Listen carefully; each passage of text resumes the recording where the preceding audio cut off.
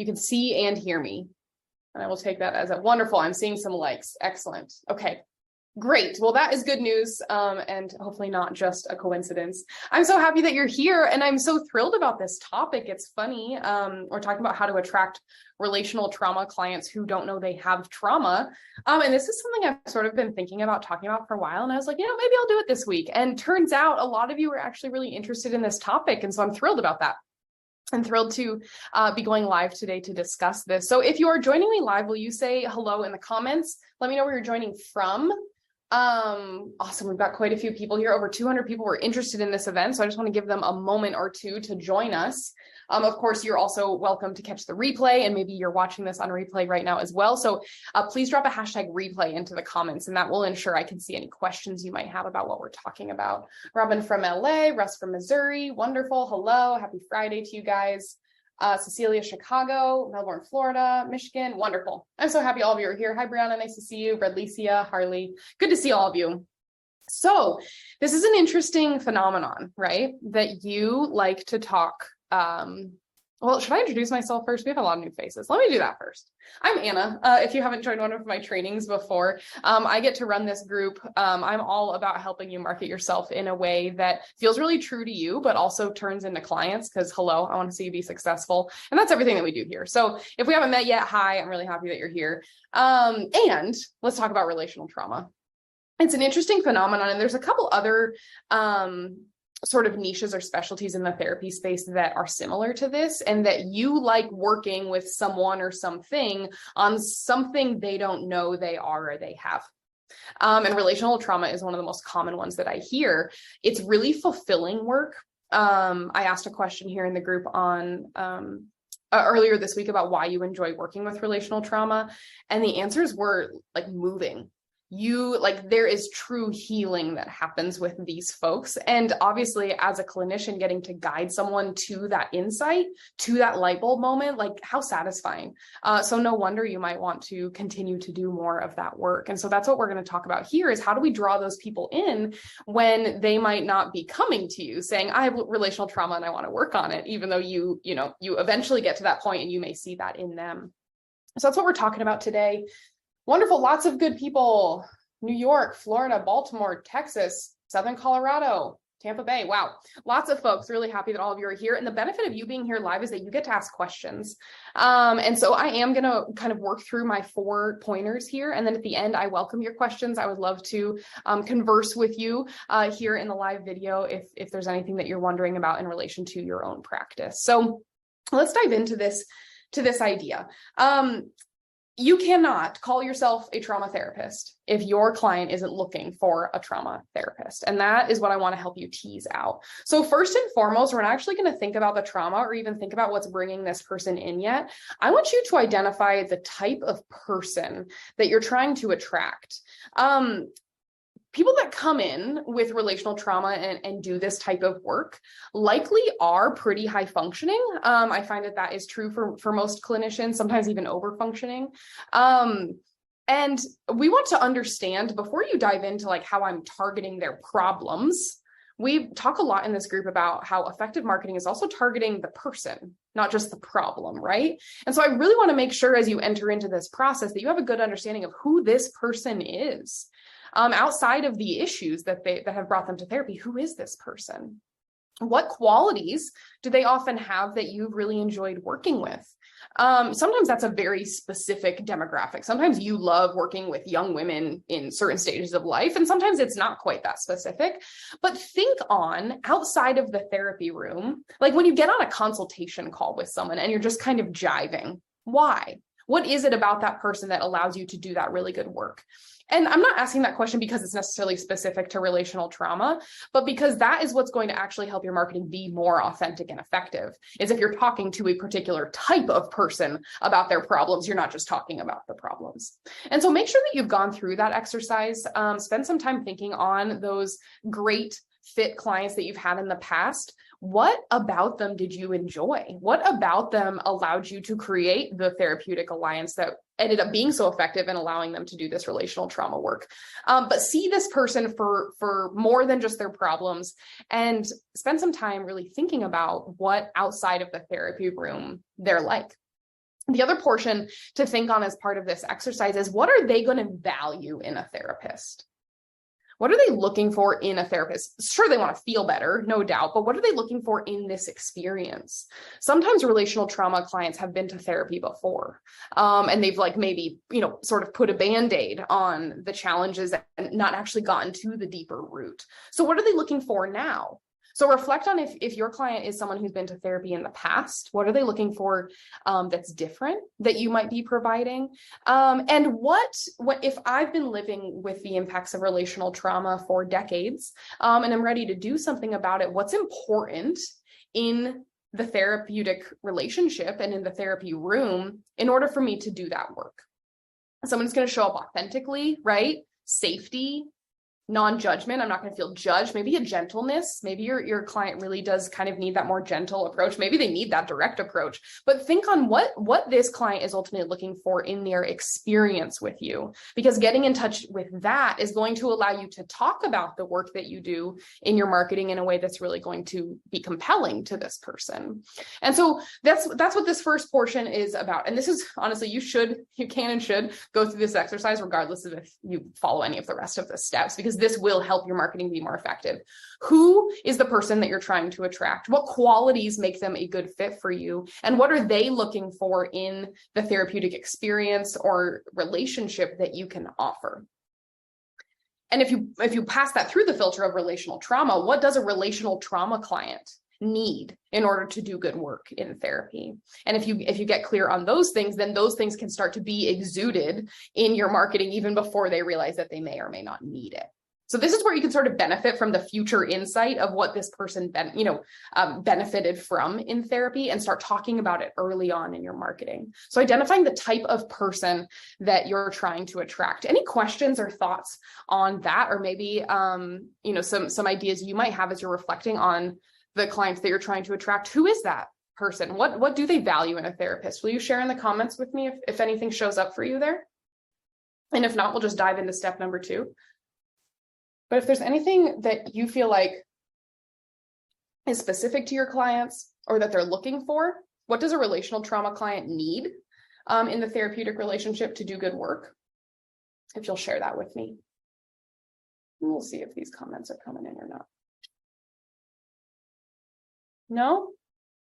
All right, well then we'll keep on keeping on, but jot those down, think on them, because that will make your marketing more effective. I promise. I've seen it happen. So next up is identifying. Oh, Cecilia, I think they were just lagging. Cecilia said someone real who can make them feel like they're not freaks or weirdos or whiners. Interesting. Some insight into their patterns, but don't know they are doing it. Clients who value authenticity in a therapist, they need someone who doesn't tell them what to do. They need to feel like I'm listening more than anything. They need to be listened to, maybe for the first time in their life, right? In an invaluable relationship. Difficulty identifying their emotions, repeating the same patterns. I work well with other clinicians who are working on themselves in consultation. Nice. These are awesome things. So authenticity, not just telling them what to do, truly listening, like showing up to the room as another fellow human, right? Wonderful. Okay, next up, this is where things start to really get important when attracting relational trauma clients specifically. In order to draw in these clients, we have to meet them at their point of need, right? So as part of that, we need to figure out what they think they need. Your client doesn't come in saying, I want to work on relational trauma. They say, they come in saying, I want to work on anxiety, or my relationships are really struggling, or I'm noticing codependency, or people pleasing, or my self-esteem. What does your client come in thinking they need help with? What has brought them to therapy, if not relational trauma? And we know, right, that what they're experiencing is most likely a result of the relational trauma. But if all we talk about is relational trauma and they don't know what that's the cause of it, then we'll lose them. So what does your client think they need? Because something has led them to seek you out. So what is that thing? My favorite exercise for this, if you're not sure, is to go review intake forms.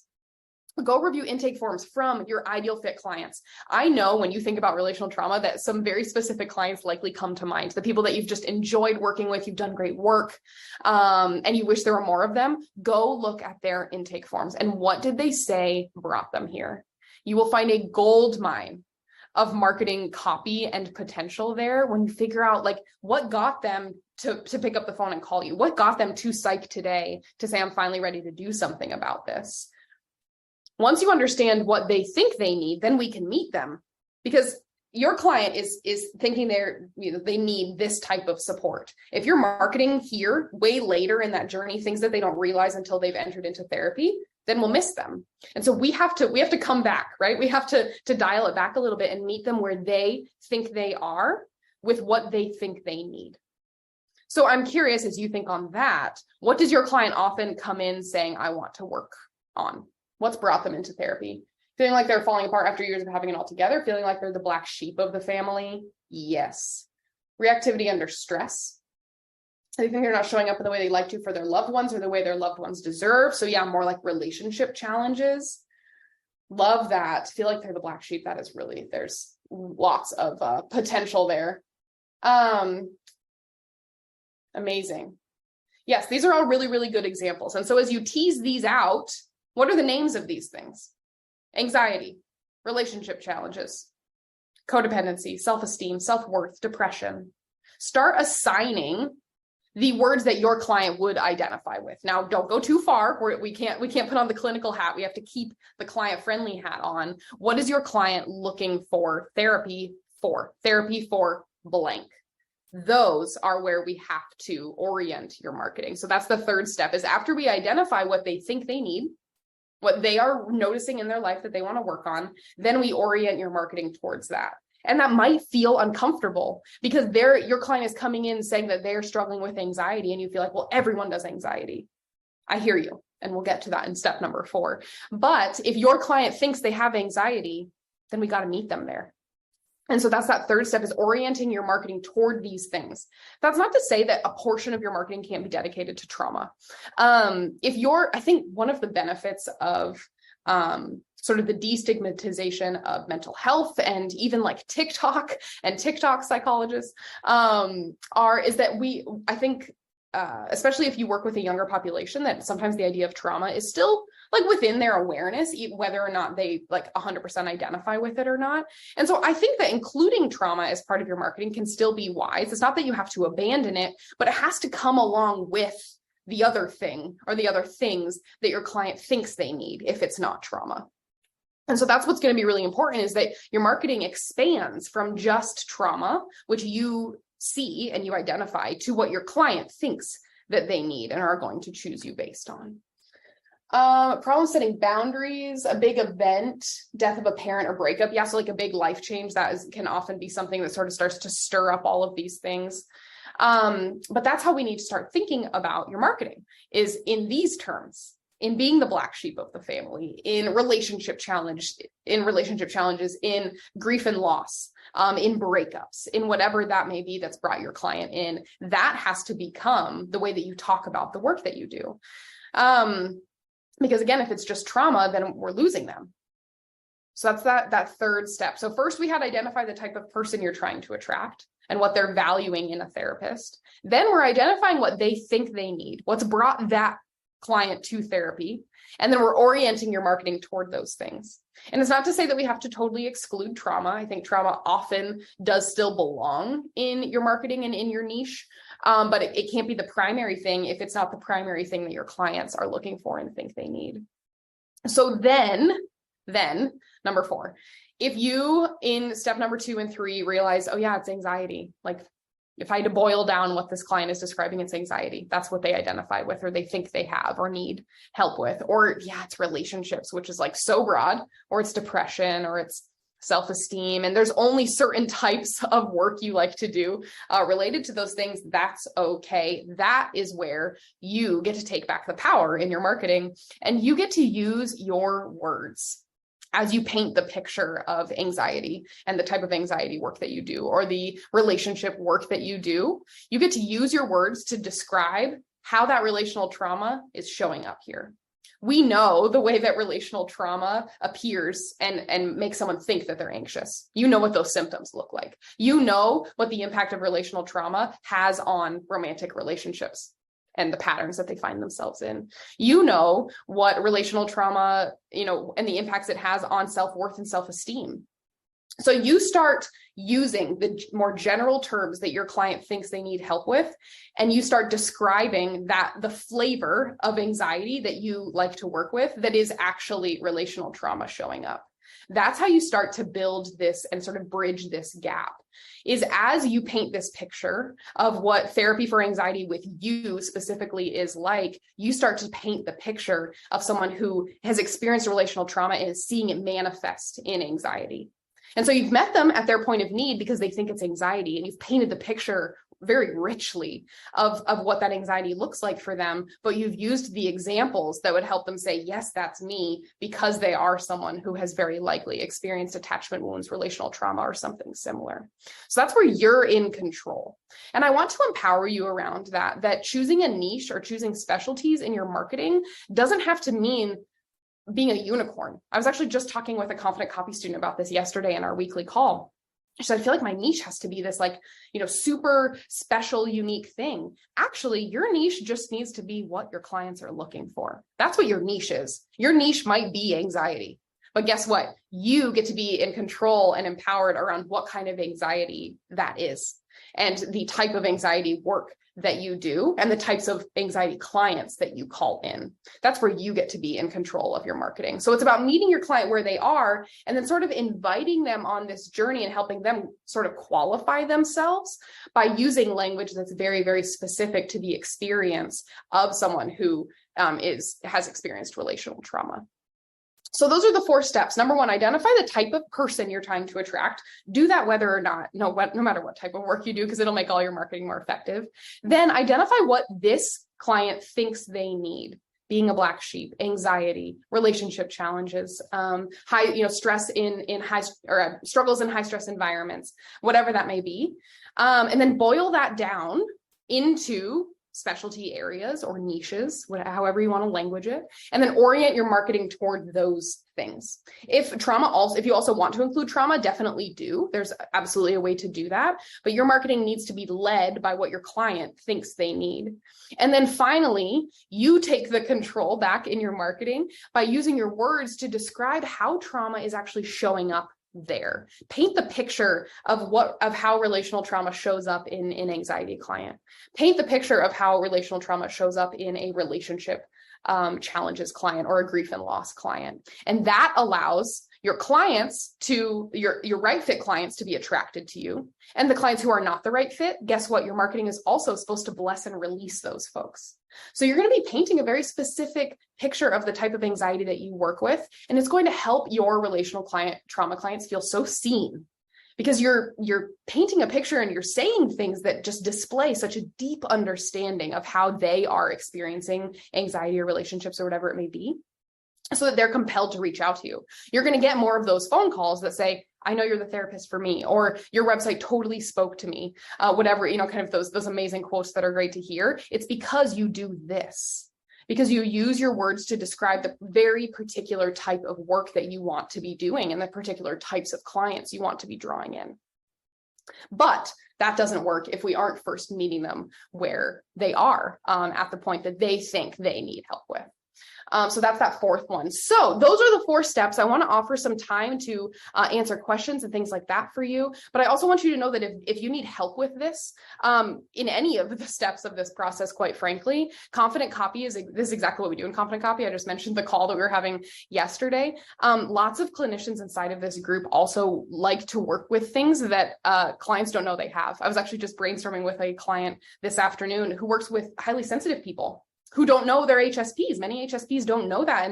And it takes them a while to recognize that. How do we market to them? Guess what? There's a way to do that. And we use the same sort of process, but there's nuance to it. And so Confident Copy was designed to help you figure out and articulate your niche, and then flesh that niche out and use your words to really call in those right fit clients and bless and release the wrong ones, all while being Google friendly, which is a nice cherry on top. So I want you to know that support is available to you. You can get all the details you need at walkerstrategyco.com/cc.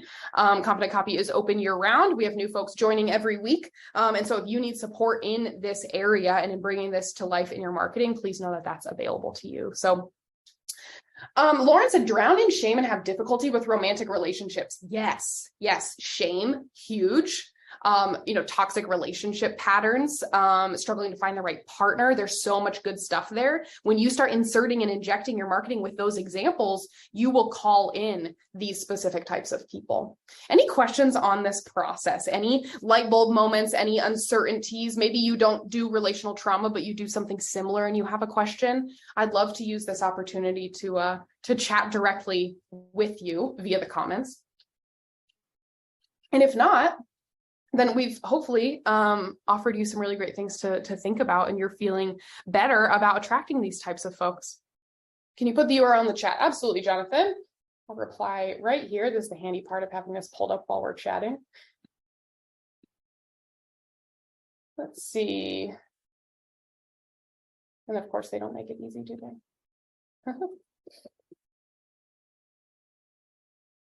There you are, Jonathan. walkerstrategico.com/cc. Eileen, how do you address the type of person in your copy? Like if I'm looking for someone who's effectively alive, uses a lot of visuals and metaphors, etc. Good question, Eileen. Talking to a particular type of person can happen in a lot of ways in your copy, and it's more about, sometimes you are explicit about it. Sometimes you say, I work with, driven professionals in high stress environments. Other times, if you're talking to just someone who has, a certain vibe, then it comes through in the language that you use. You mentioned a lot of visuals and metaphors. I actually just launched a website for a clinician today, which I'll be posting out in the group in a little bit, who loves metaphors and who loves sort of that type of thing. And so we brought that into her copy. We injected her copy with those types of things. It's also the examples that you use.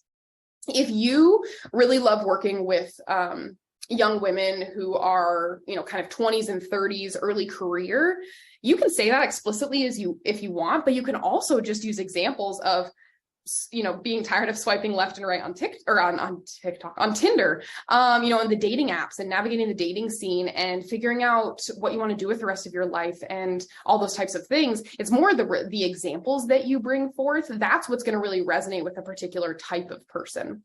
If the people that you love to work with are creative, or like to think outside the box, or someone, the idea of sort of the black sheep, all of those kinds of things can play into the examples that you choose to use and the way you talk about who you serve. And so it can sort of just be woven in instead of just explicitly stated, if that makes more sense for the type of people that you're trying to call in. What about speaking to clients who want to do depth work like self-awareness and healing, controlling tendencies, et cetera, kind of work that comes well into trauma for most people? So Lauren, I think if your client has the level of self-awareness to know they want to do depth work, then talk about depth work. That's one of the cool things about specifically attracting that kind of those premium level, often private pay folks, is that they come in with some level of self-awareness that they need to do the work, right? There's some accountability and understanding of their role. And so in speaking to clients who want to do depth work, talk about what that is. Talk about going deeper, especially if there's someone who maybe has been to therapy before and done the more higher level things. Like, we're going to go deeper. We're going to understand the deeper roots of what's happening. Bringing that forth can actually be really powerful as well, and compel someone to reach out to you as opposed to a more general therapist, because you're speaking to that end goal that they ultimately want. So if they know that they want depth work, then by all means talk about it, and you will really attract and compel those folks to reach out to you. Many folks get in relationships with those who have personality disorders and react to childhood dynamics. I don't want to place blame on partners, yet recognizing the traits that are attracting clients is important. I'm wondering about copy or writing articles on this topic without blame. Jonathan, it's a good point. You're absolutely right that this is something that appears often. And I think anytime that you're worried about it coming across as blaming, return to how the client is describing that experience. They are attracting clients that aren't, or I'm sorry, they're attracting clients. They're attracting partners who aren't the right fit. They feel like they can't stand up for themselves in their relationships. They notice that the clients they attract have the same tendencies and they're not sure why.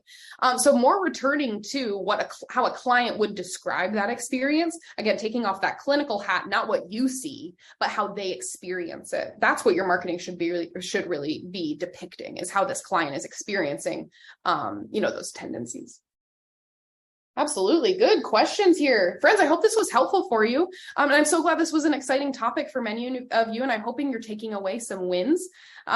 Please do keep us updated on how this evolves. If you do need support, we would love to support you more deeply and more closely on this process in Confident Copy. But we as a community are here to support you in whatever way makes sense for you. So please do know that. One last question, Angela. How does this differ as to how you do this on homepage versus specialty pages? Does homepage need to be more general?